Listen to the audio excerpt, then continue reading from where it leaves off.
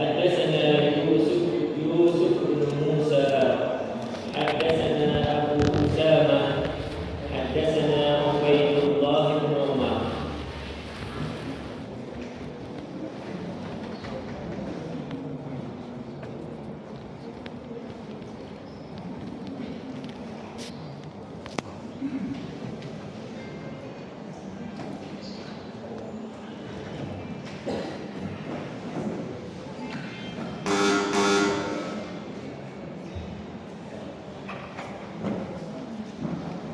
حدثنا يوسف بن موسى حدثنا أبو أسامة حدثنا عبيد الله بن عمر عن نافع عن ابن عمر قال: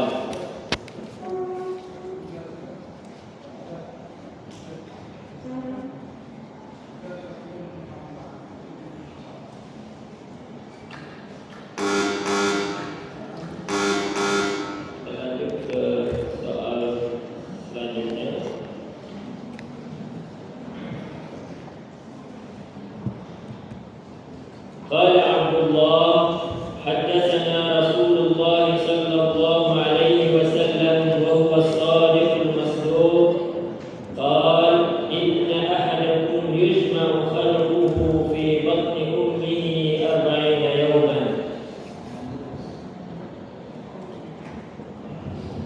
كتاب بدء الخلق، باب ذكر الملائكة. قال الإمام البخاري رحمه الله تعالى: حدثنا الحسن بن الربيع حدثنا أبو الأحوص عن الأعمش عن زيد بن وهب قال عبد الله: حدثنا رسول الله صلى الله عليه وسلم وهو الصادق المصدوق قال: إن أحدكم يجمع خلقه في بطن أمه 40 يوما ثم يكون علقة مثل ذلك ثم يكون مضغة مثل ذلك ثم يبعث الله ملكا فيؤمر ب4 كلمات ويقال له: اكتب عمله ورزقه وأجله وشقي أو سعيد، ثم ينفخ فيه الروح، فإن الرجل منكم ليعمل حتى ما يكون بينه وبين الجنة إلا ذراع فيسبق عليه كتابه فيعمل بعمل أهل النار، ويعمل حتى ما يكون بينه وبين النار إلا ذراع فيسبق عليه الكتاب فيعمل بعمل أهل الجنة. Soal selanjutnya, تأتي الإبل على صاحبها على خير ما كانت إذا هو لم يؤت فيها حقها.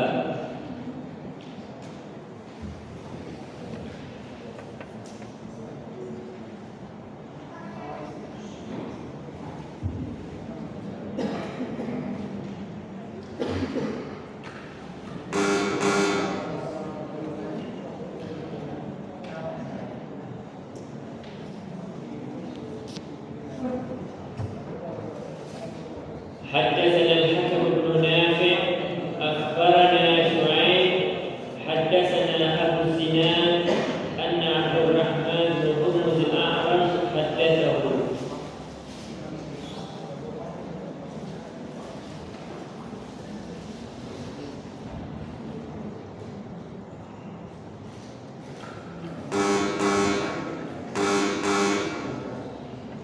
soal selanjutnya, وليشهدن الخير ودعوة المؤمنين.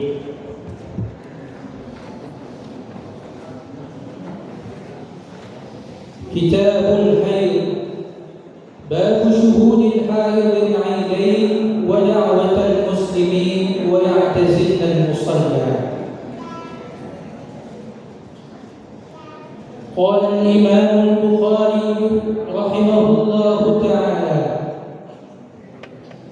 حدثنا محمد هو بن سلام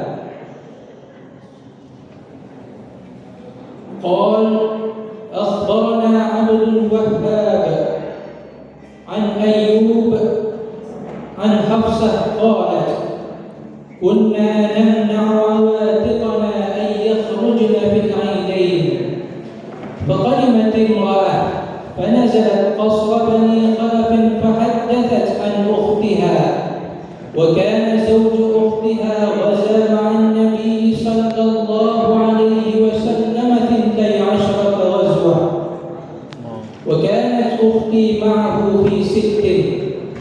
قالت: كنا نداوي الكلمة ونقوم على المرضى، فسألت أختي النبي صلى الله عليه وسلم: أعلى إحدانا بأس إذا لم يكن لها جلباب ألا تخرج؟ قال: لتلبسها صاحبتها من جلبابها ولتشهد الخير ودعوة المسلمين. فلما قدمت أم عطية سألتها: أسمعت النبي صلى الله عليه وسلم؟ قالت: بأبي نعم. وكانت لا تذكره إلا قالت: بأبي سمعته يقول: يخرج العواتق وذوات الخضور، أو العواتق ذوات الخضور والحيض، وليشهدن الخير ودعوة المؤمنين، ويعتزل الحيض المصلى. قالت حفصة: فقلت: الحيض؟ فقالت: أليس تشهد عرفة وكذا وكذا؟ Soal selanjutnya yang terakhir. Allahumma ighsil khataayaya bil ma'i wal thalji wal barad.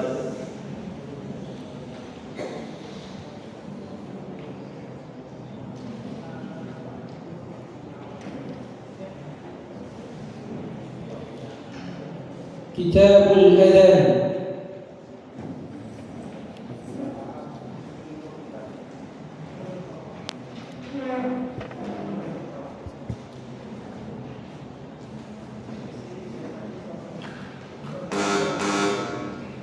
حدثنا موسى بن إسماعيل قال حدثنا عبد الواحد بن زياد قال حدثنا موسى بن إسماعيل قال حدثنا عبد الواحد بن زياد قال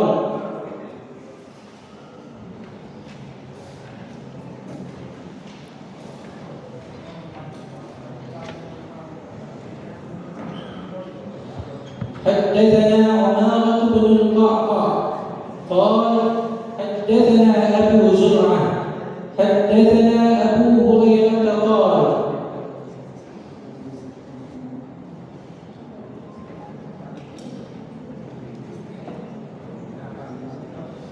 كان النبي صلى الله عليه وسلم يسكت بين التكبير وبين القراءة إسكاتا.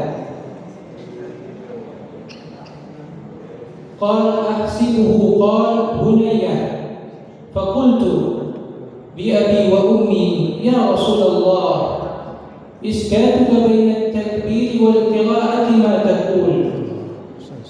قال أقول اللهم باعد بيني وبين خطاياي كما باعدت بين المشرق والمغرب، اللهم نقني خطايا بالماء والثلج والبرد، اللهم نقني خطايا كما ينقى الثوب الأبيض من الدنس، اللهم اغسل خطاياي بالماء والثلج والبرد.